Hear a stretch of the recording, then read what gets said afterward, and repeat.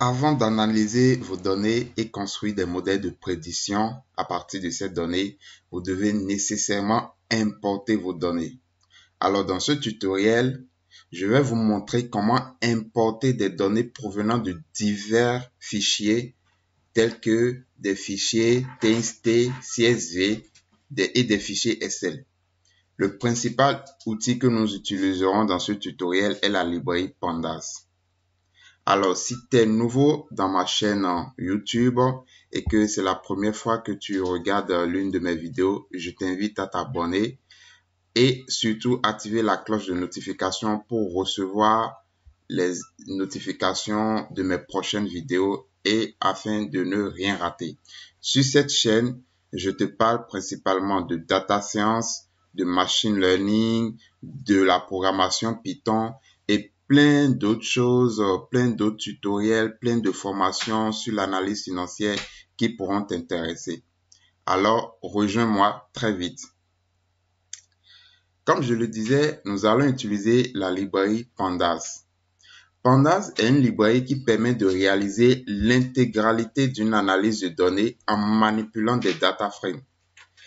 Si tu sais programmer en R, il faut savoir que la data frame Pandas est l'analogue pythonique de la data frame du langage R. Dans une data frame, les données se présentent sous forme de tableaux, lignes et colonnes. Donc, il s'agit d'une représentation en 2 dimensions. Plus précisément, dans une data frame, on ne parle pas de lignes, mais on parle plutôt d'observations pour désigner les lignes et de variables pour désigner les colonnes. Alors, si tu veux travailler avec la librairie Pandas, il faut forcément l'importer d'abord. Donc, je te montre comment on fait.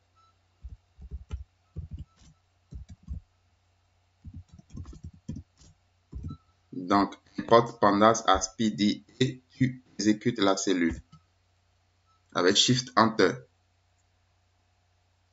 Maintenant, on va passer à l'importation des fichiers test. Les fichiers test, ce sont des fichiers, par exemple, au format TXT, au format CSV, des fichiers Excel. Donc, en tant que data analyst ou data scientist, tu rencontreras forcément ce type de fichiers dans tes travaux. Donc, comment pouvoir les importer dans ton notebook et travailler? Je vais te le montrer. Et tu vas utiliser principalement la fonction readCSV de Pandas. Ici, je vous ai mis le lien qui retourne vers la documentation de cette fonction.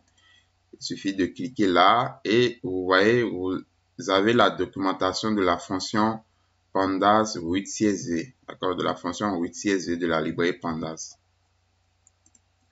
Ensuite, lorsque tu travailles dans ton notebook, tu peux aussi afficher l'aide sur cette fonction-là en faisant tout simplement help read CSV. Et tu exécutes la cellule. Ah oui, j'ai oublié de mettre Pandas. Donc, il faut mettre le alias de Pandas, donc pd.readCSV. Et tu réexécutes. Et voici, tu as l'aide sur la fonction readCSV. D'accord? Donc, nous allons utiliser cette aide-là pour importer nos différentes données. Le premier jeu de données que nous allons importer concerne le jeu de données sur le Titanic. Donc, tu as sûrement déjà entendu parler de cet ensemble de données très célèbre en data science.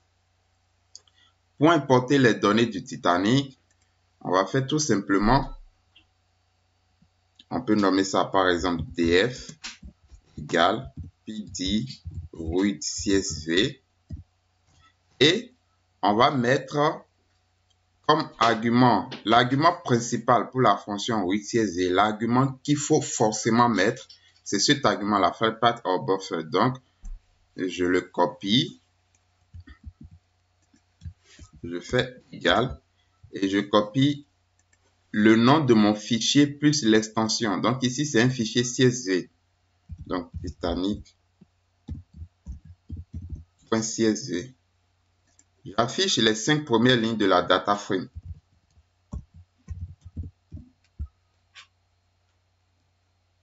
Donc voilà, j'ai écrit mon code, je peux exécuter. Regarde, Voilà comment tu peux importer un fichier CSV. C'est aussi facile que ça. D'accord?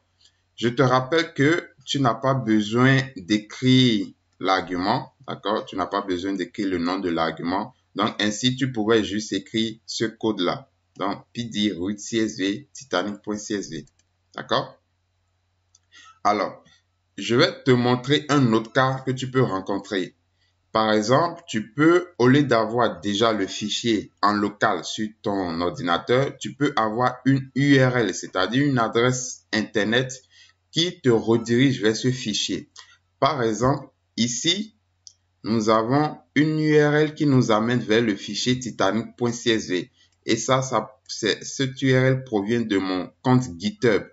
D'accord? Si tu ne sais pas ce que c'est que GitHub, mets-le en commentaire et afin de m'inciter à faire une vidéo prochainement sur comment utiliser GitHub. Il faut savoir que GitHub, c'est très important si tu veux évoluer en data science, ne serait-ce que pour montrer tes projets au reste du monde, pour montrer tes projets aux potentiels employeurs.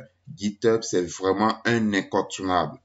Donc, mets-le en commentaire, mets que tu désires que je fasse une vidéo sur GitHub, une vidéo tutoriel de A à Z sur comment utiliser GitHub et profiter au maximum de GitHub. Donc, j'ai récupéré cette URL dans mon compte GitHub. Je te mettrai le lien des données, le lien de mon compte GitHub, le lien de mon répertoire où tu peux retrouver toutes les données utilisées dans ce tutoriel. Je te les mettrai dans la description de cette vidéo. Donc, je disais tantôt que nous avons l'URL qui mène au fichier titanic.csv. Donc, on peut aussi utiliser cette URL pour importer directement les données sans qu'on ait besoin de l'avoir dans notre ordinateur. Donc, ici, je vais faire tout simplement df, il y a pd read csv et je vais juste prendre Titanic URL comme ceci. J'exécute. Donc, après avoir exécuté, il faut que j'affiche. Donc, je fais df.head. Donc, la méthode .head, c'est cette méthode-là qui te permet d'afficher les 5 premières lignes d'une data frame. Donc, voici notre data frame Titanic. D'accord? Par défaut, Pandas donne des numéros pour identifier de manière unique chaque ligne de la data frame. Regarde. Donc, 0, 1, 2, 3, 4. Donc, 0, c'est la première ligne. 1, c'est la deuxième ligne, etc. Il faut que tu saches que dans Python, on commence à compter à partir de 0. Donc, le premier élément est toujours d'indice 0. Il arrive parfois qu'on veuille définir les valeurs d'une colonne de la data frame comme étant les indices de ligne. Et c'est ce que je vais te montrer. Regarde ici, je vais importer ce fichier la worldhappiness.csv et je dispose d'une URL me menant vers ce fichier. D'accord? Donc, je vais faire wh par exemple égale pd read csv URL. D'accord? J'affiche les 5 premières lignes pour voir à quoi ça ressemble. Donc, voilà. Regarde ici, tu as les numéros d'indice de ligne, d'accord? Tu as une colonne ici, 1, 2, 3, 4, 5, etc. Et tu as d'autres colonnes aussi, d'accord? Maintenant, ce qu'on va essayer de faire, c'est de définir cette colonne-là et de définir les valeurs de cette colonne comme étant les indices de ligne. Pour le faire, il faudra d'abord vérifier quelque chose. Donc, on va vérifier le nombre d'observations qu'il y a dans notre data frame, donc c'est-à-dire le nombre de lignes et le nombre de valeurs uniques qu'il y a dans cette colonne-là, afin de s'assurer que cette colonne-là identifie de manière unique chaque ligne de la data frame. Donc, je fais print wh.shape pour avoir le nombre de lignes et de colonnes. Et après, je fais print wh et je vais avoir le nombre de valeurs distinctes dans cette variable-là. Donc, point unique pour avoir le nombre de variables distinctes. J'exécute. j'ai 183 observations au niveau de la data frame d'OVH et j'ai aussi 183 valeurs distinctes au niveau de la variable nm0. D'accord? Donc, ça veut dire que cette variable à nm0 peut servir à identifier de manière unique chaque observation de la data frame. Ainsi, je vais la définir en tant que index de ligne. D'accord? Et je vais te montrer comment le faire. Donc, je vais réimporter les données. Donc, je copie juste ce code-là rapidement. Et l'argument qui va me permettre de définir les valeurs de la variable nm0 en tant qu'indice de ligne, c'est l'argument indexCall. IndexCall, alors, je peux mettre égal à 0 puisque cette colonne-là, cette variable est la première colonne. D'accord? C'est la première colonne. Donc, indexCall égale 0. Je réaffiche. Regarde maintenant. Donc, tu n'as plus la variable un name0, mais ces valeurs sont devenues les indices de ligne. D'accord? Donc, 1, 2, 3, 4, 5, etc.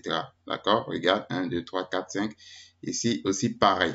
Donc, il peut arriver franchement que tu rencontres ce genre de cas-là, surtout au niveau de l'importation des séries temporelles. Donc, pour les séries temporelles, il est souvent mieux de définir la variable date, en tout cas la variable qui indique le temps comme étant la variable dont les valeurs sont les indices de ligne, d'accord? Donc, je vais te montrer un cas simple. Ici, j'ai une URL qui mène vers un fichier, d'accord? C'est les précipitations, il s'agit des précipitations annuelles dans la ville de Dallas.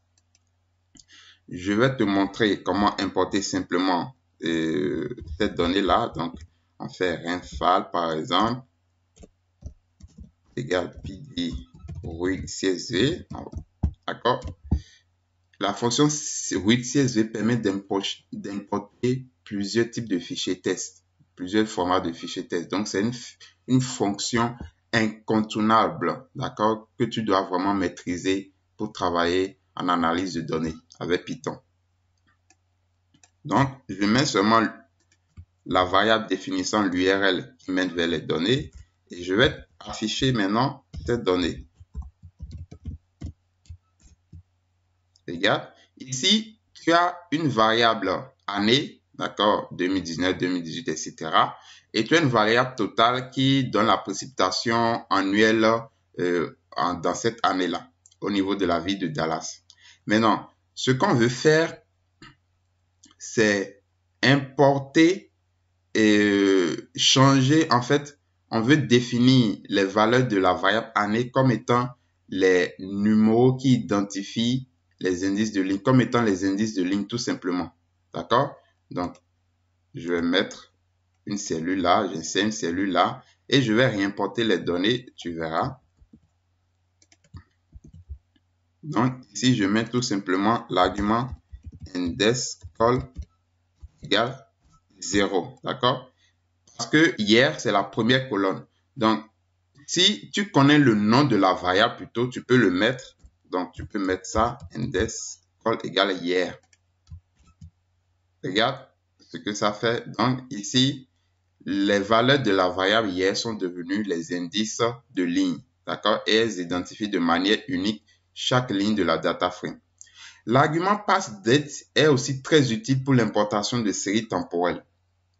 Il faut que si tu as affaire à une série temporelle et que tu définis les valeurs d'une variable temps de ta data frame comme étant indice de ligne, il faut que tu dises à Pandas de les considérer comme un objet temporel. D'accord? Et pour ce faire, c'est l'argument passDate.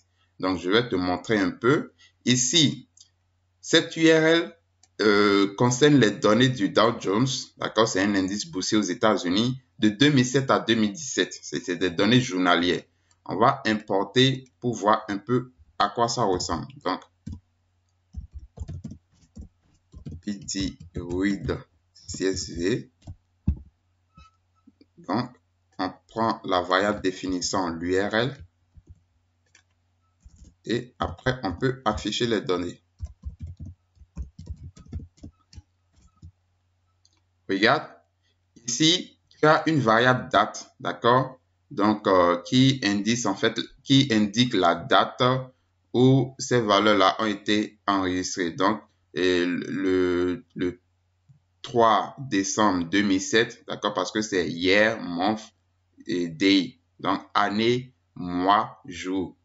Donc, ce jour-là, le prix de l'indice à la clôture, c'était 13 314,57, etc. Tu as plusieurs informations. Donc, si tu es intéressé par l'analyse des données boursières, je te conseille de suivre la formation qui est sur ma chaîne YouTube, la formation Stock Price Analysis, donc analyse des prix des actions.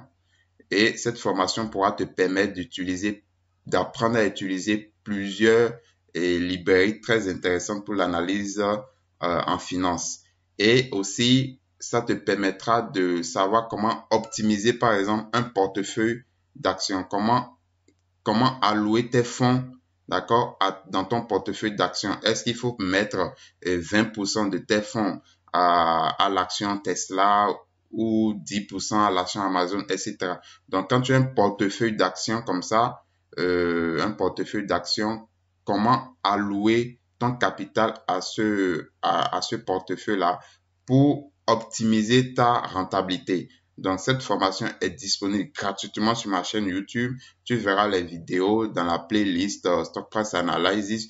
De toute façon, je te mettrai le lien dans la description de cette vidéo et tu pourras commencer à regarder ces vidéos-là. Donc, nous voulons définir les valeurs de la variable date comme étant les indices de ligne afin que Python considère cette data frame comme étant une série temporelle. Donc, c'est ce que nous allons faire. Donc, nous allons réimporter les données. Nous allons d'abord définir, faire le index call égale 0. Donc, puisque la variable date est la première colonne, donc index call égale à 0. Et maintenant, ajouter un autre argument, parseDate égale vrai, égale true. D'accord? Et on exécute. Regarde maintenant, variable date, ces valeurs maintenant sont les indices de ligne. Maintenant, tu peux vérifier le type. On va vérifier le type des indices de ligne. D'accord? On va faire type .jones.index et tu vas voir. C'est au format datetime.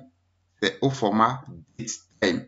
Là, tu peux maintenant travailler, vraiment utiliser toutes les fonctionnalités pour les séries temporelles avec Pandas. Parce que maintenant, tu as tes indices de ligne au format datetime. Et c'est très important lorsque vous travaillez avec des séries temporelles d'avoir les indices de ligne au format datetime. Un cas parfois rencontré est le fait que le fichier de données n'a pas d'entête, c'est-à-dire pas de nom de variable. Donc, tu as un fichier qui n'a pas de nom de variable. Donc, par exemple, ici, il n'y a pas cette ligne-là. D'accord? Il n'y a que des observations. Comment importer ce genre de fichier-là? Ici, je vais te mettre un exemple pour te montrer comment tu peux importer ce fichier. Là, j'ai une URL qui redirige vers le fichier iris.data. Donc, si tu connais ce célèbre jeu de données, tu sais de quoi je parle. Alors, comment importer? Ici, regarde, c'est un fichier .data, mais on va toujours l'importer avec la fonction readCSV. C'est pour te dire que cette fonction-là, c'est une fonction incontournable en analyse de données avec Python. Donc, je vais mettre iris, définir ma data frame comme étant iris, pd égale pd read CSV et je mets tout simplement URL iris. D'accord? Iris.read. Regarde ici. La fonction readCSV considère par défaut la première ligne du fichier comme ligne d'entête. Mais ici, étant donné qu'il n'y a pas de ligne d'entête, il n'y a pas de nom de variable, remarque que la première observation a été définie comme nom de variable. D'accord? Et c'est pas ce qu'on veut. Tu as la première colonne qui s'appelle 5.1 alors que c'est une observation. Tu as la deuxième colonne qui s'appelle 3.5 alors qu'en réalité c'est une observation. Et tu as ici cette colonne qui s'appelle Iris setosa alors que quand tu le vois très bien, il s'agit d'une observation. Donc cette ligne-là, c'est la première ligne de notre data frame et Pandas l'a considérée comme étant la ligne d'en-tête parce que en réalité, dans ce fichier-là, il n'y a pas de nom de variable. Alors, comment gérer ce problème-là? En fait, il faut juste dire à Pandas qu'il n'y a pas de ligne d'en-tête dans ce fichier de données. C'est tout. Et on va le faire avec l'argument header. Donc, on va réimporter les données. Donc, ici, il suffit de mettre header égale none pour dire à Pandas que en réalité, il n'y a pas de ligne d'en-tête dans ce jeu de données. Et lui, Pandas va donner par défaut des numéros comme nom à ces variables-là, à ces colonnes. Donc, je te montre, j'exécute. Regarde maintenant. Donc, tu n'as plus cette ligne-là définie comme ligne d'en-tête. Elle est toujours observation. Et Pandas maintenant a numéroté les colonnes. Donc, la première colonne est 0, la deuxième colonne 1, etc. D'accord? Supposons que vous connaissez les noms des variables. D'accord?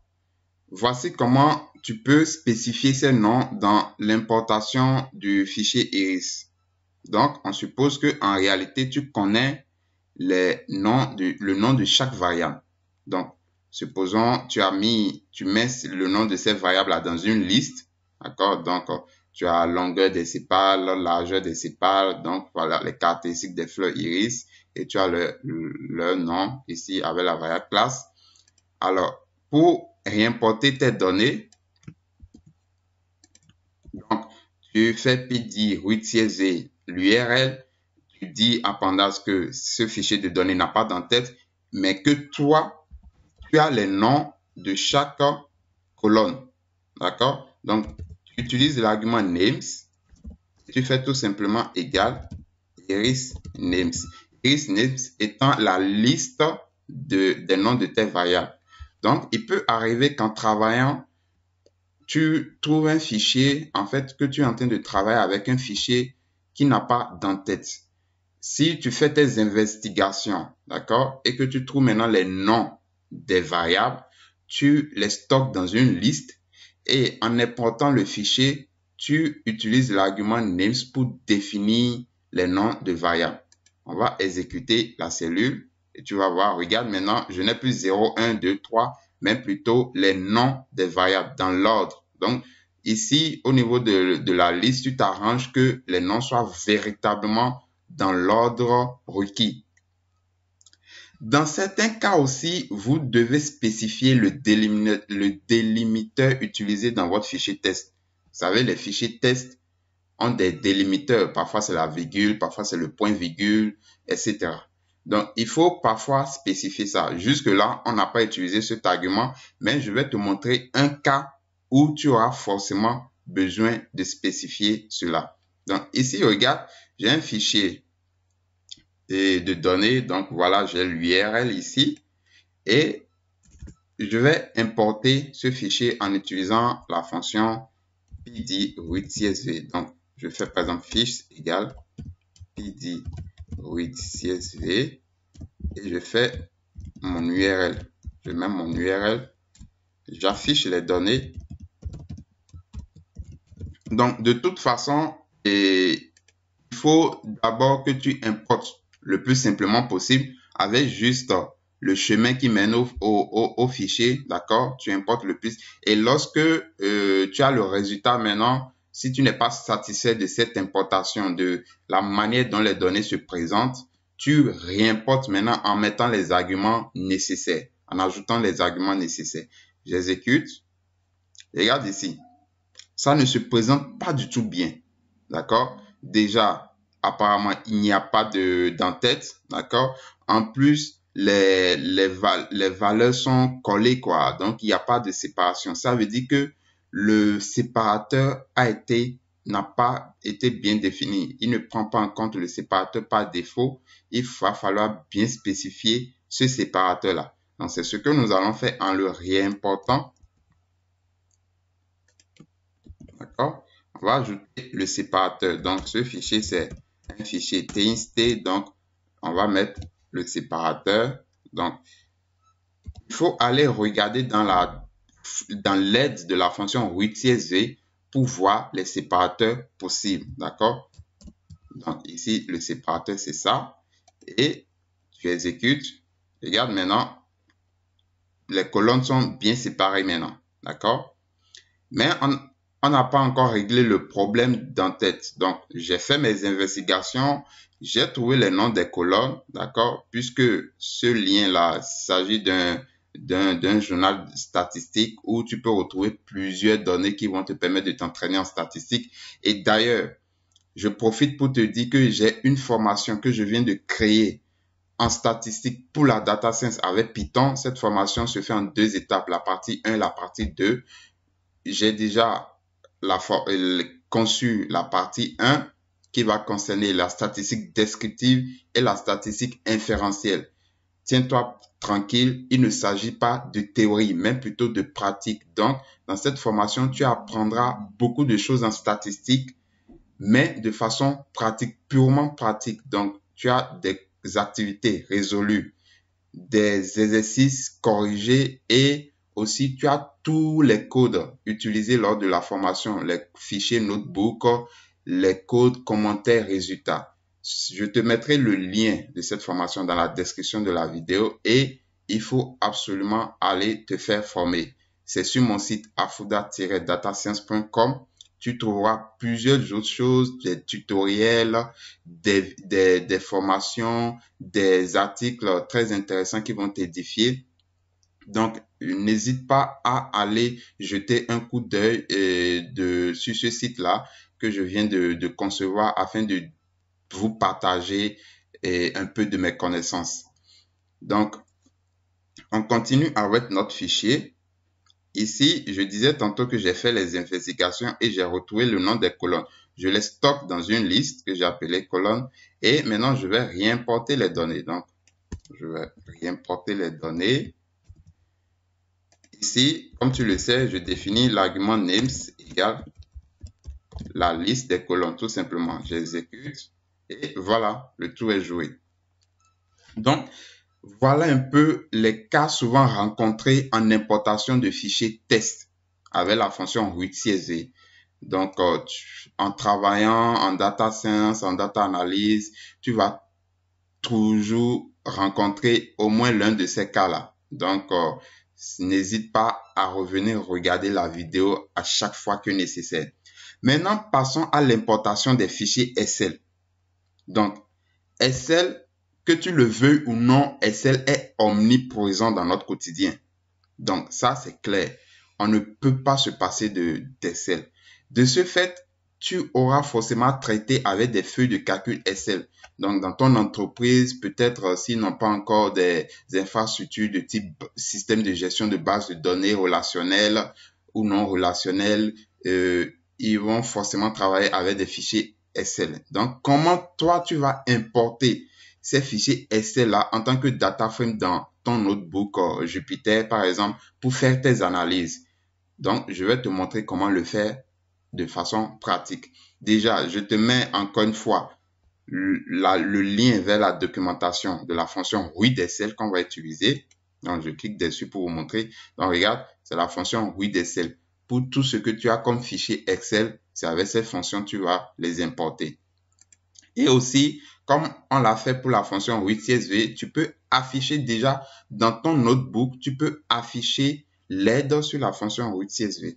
Donc, je fais help pd read_csv.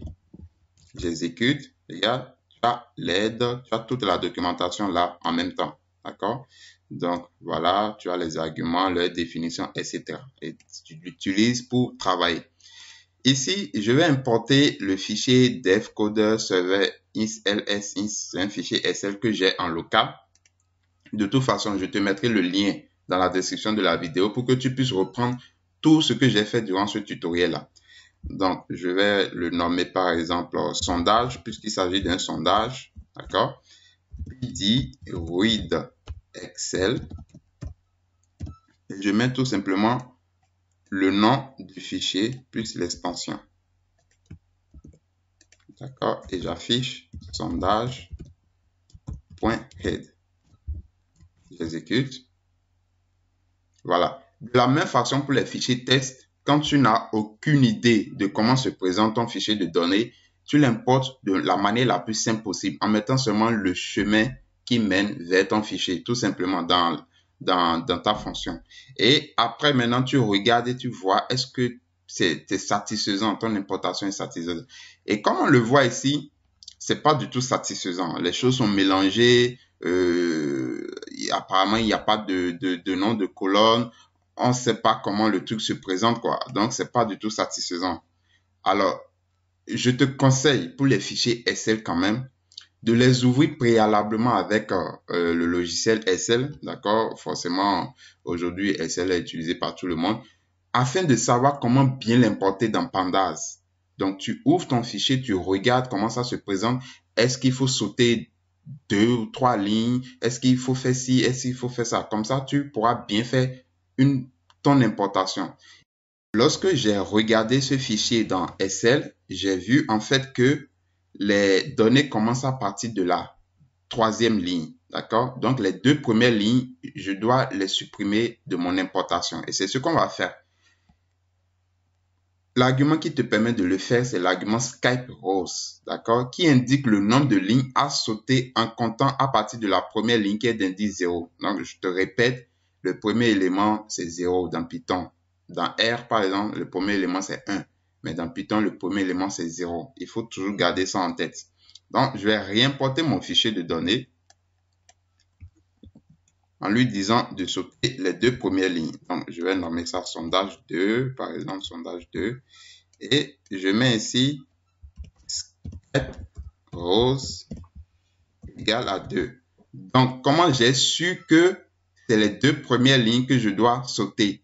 Tout simplement parce que j'ai préalablement visualisé mon fichier Excel, d'accord, à partir du logiciel Excel. Il n'y a pas de honte à le faire, d'accord? Parce que quand tu travailles dans ton notebook, tu veux faire un bon travail, d'accord? Donc, il faut te donner tous les moyens de faire un bon travail. Donc, pour les fichiers Excel, je te conseille de visualiser d'abord dans le logiciel Excel et tu vois comment tu feras une bonne importation dans Pandas au niveau de ton notebook. Donc, on exécute cette cellule-là et regarde maintenant. Ton fichier, il est bien importé, d'accord? C'est vrai qu'il y a des valeurs manquantes, mais ça, c'est pas l'objet de ce tutoriel-là. L'essentiel, c'est que vous voyez, il y a les noms de variables, tout est à leur place, contrairement à ceci où tout était mélangé, etc. D'accord? Voilà. Maintenant, il faut que tu saches que par défaut, Pandas importe la première feuille du fichier Excel. Tu sais, un fichier Excel, ça a plusieurs feuilles. D'accord? Donc, par défaut, Pandas lui importe la première feuille. Alors, si toi, tu as plusieurs feuilles dans ton fichier Excel et que tu veux importer une feuille de façon précise, une feuille précise, par exemple la 2e feuille, la 3e feuille, etc., que tu ne veux pas importer la première feuille, l'argument qui va te permettre de définir la feuille que tu dois importer, c'est l'argument sheetName. D'accord? Donc, par défaut, le sheetName est égal à 0. Mais ici, nous allons, par exemple, importer la 2e feuille de notre fichier. Donc, en mettant, d'accord, je vais mettre ici sondage, je peux mettre sondage 3, hein, d'accord. On veut importer la 2e feuille, donc on va mettre sheetName égale 1. Parce que la première feuille, elle est d'indice 0. La 2e feuille, elle est d'indice 1 et non d'indice 2. Il faut faire très attention avec l'indexation dans Python. Donc, j'exécute. Regarde, voici la 2e feuille. On va vérifier, regarde par exemple, c'est déjà pas les mêmes valeurs, donc tu vois, c'est différent. D'accord? Tu peux aussi, dans le cas où tu connais le nom de cette feuille-là, tu peux spécifier le nom au lieu de l'index. Donc, ici, la 2e feuille, en fait, s'appelle 2017. D'accord? La 2e feuille s'appelle 2017, donc je mets comme ça 2017. D'accord? Donc, si tu connais le nom de façon exacte, il faut savoir que Python considère les majuscules et les minuscules de façon différente. Donc, quand j'écris grand A en majuscule et petit a en minuscule, c'est pas du tout la même chose dans Python. Donc, il faut faire très attention. Si tu sais écrire, si tu connais le nom de ta feuille Excel, c'est pour ça que je dis d'aller visualiser ton fichier dans Excel d'abord. Tu peux mettre directement le nom. Si tu doutes un peu avec l'indexation, tu peux mettre directement le nom comme ça en guillemets et tu exécutes. Voilà, tu as le même fichier que précédemment parce que tu as importé la feuille numéro 2 qui porte le nom 2017. Donc, quand tu regardes l'aide de PD root CSV, donc de la fonction root CSV qui permet d'importer les fichiers test, et quand tu regardes aussi l'aide de la fonction root SL qui permet d'importer les fichiers SL, tu remarqueras que certains arguments présents au niveau de la fonction root CSV sont aussi présents au niveau de la fonction root SL et ont même signification. Donc, celui qui maîtrise déjà le pandas root CSV, il peut bien travailler avec le pandas root SL. Donc, les arguments comme par exemple le header, le names, pass date, etc. Donc, voici, nous sommes à la fin de ce tutoriel-là. Et je vous remercie de l'avoir regardé jusqu'à la fin. J'ai tenu à le faire parce que tout le monde veut faire du machine learning, tout le monde veut faire de la data science, tout le monde veut travailler, veut faire de l'analyse de données, mais la première des choses, c'est d'avoir les données. Il n'y a pas de data science sans données. Donc, c'est pour ça que j'ai tenu à faire ce tutoriel-là afin de te montrer vraiment comment importer les données. Et ce n'est pas fini.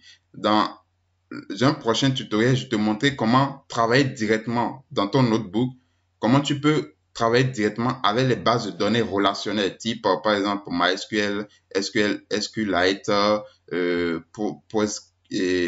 en tout cas plusieurs systèmes de gestion de bases de données relationnelles. Comment tu peux connecter cette base de données à ton notebook et travailler sans bouger de ton notebook. Donc, tiens-toi prêt et mets-le en commentaire si tu veux que je fasse rapidement cette vidéo-là. Et n'hésite pas aussi à poser toutes sortes de questions. Je m'évertue à répondre vraiment à tous les commentaires. Je te supplie de de partager cette vidéo-là, de liker et de la partager afin que plusieurs personnes puissent aussi en profiter. Et surtout, n'hésite pas à aller dans la description de la vidéo. Tu trouveras beaucoup d'informations utiles, plusieurs liens que je vais mettre là pour t'aider encore à continuer ta formation. Merci d'avoir regardé cette vidéo. N'oublie pas de t'abonner, d'activer la cloche de notification. Merci et à bientôt.